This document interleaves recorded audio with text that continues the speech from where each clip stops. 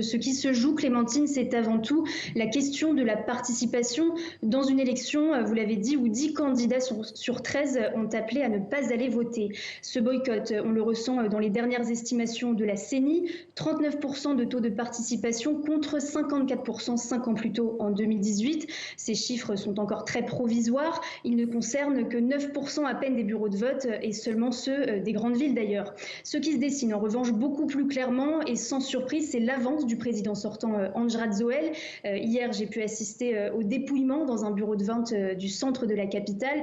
À chaque bulletin déplié au nom de ce candidat, le numéro 3, des cris de joie, des applaudissements de ses partisans, comme si tout était déjà acquis.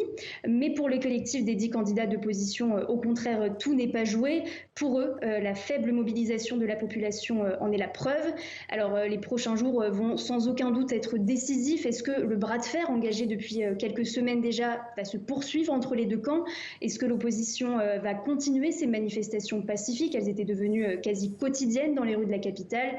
Une chose est sûre, Clémentine, 10 candidats ne reconnaîtront pas les résultats du scrutin, dont la publication définitive est prévue le 25 novembre au plus tard.